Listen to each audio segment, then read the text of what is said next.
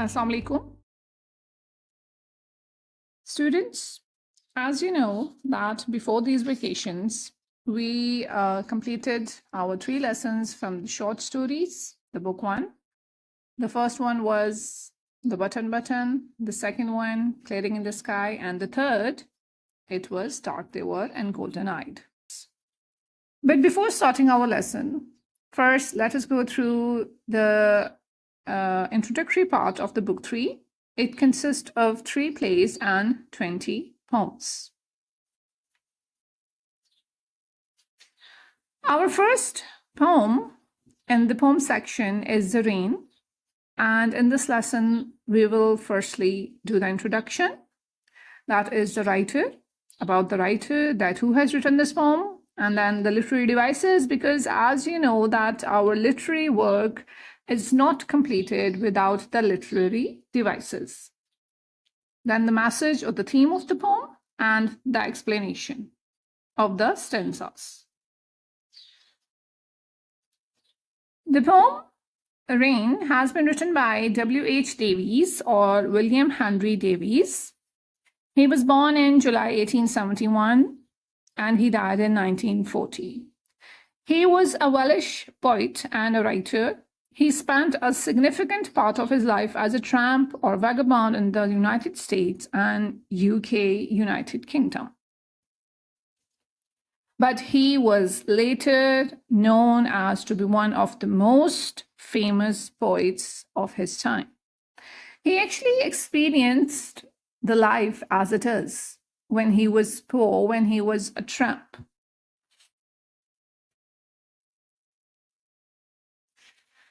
The literary devices which are used in the poem are the personification. It means that when we are linking the human-like qualities with the non-human, then we call this as personification, such as the whistling of the trees, the rustling of the birds, or the rustling of the leaves. And the next one is the metaphor, when we compare two unlike things directly. And then the oxymoron. Oxymoron is a literary device in which we just use the two contradictory terms in a same sentence with together so that it gives a very pleasing effect. The theme of the poem.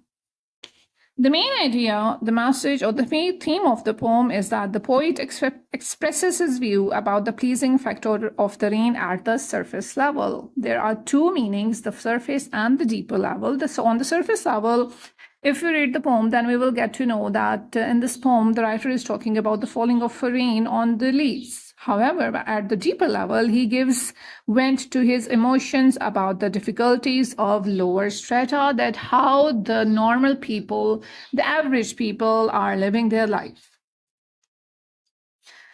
Explanation. I hear leaves drinking rain.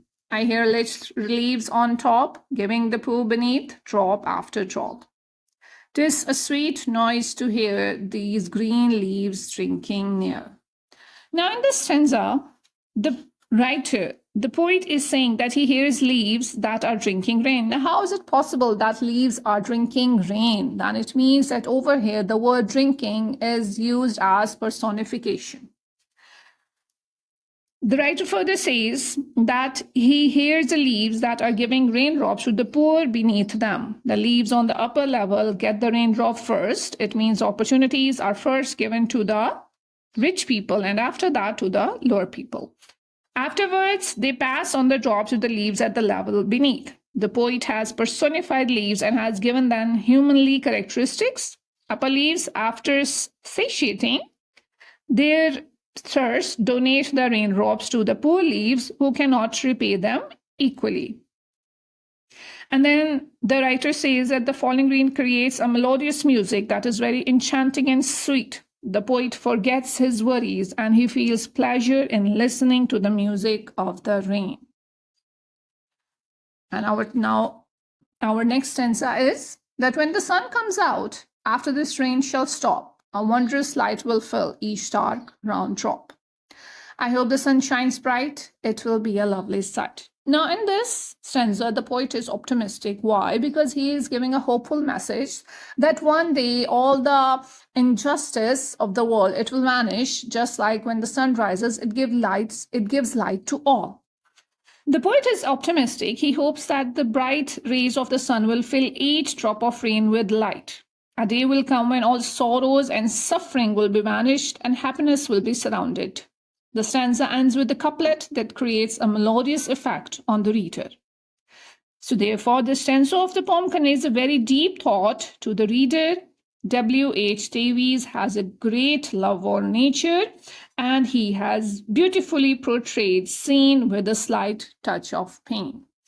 And that was all, students.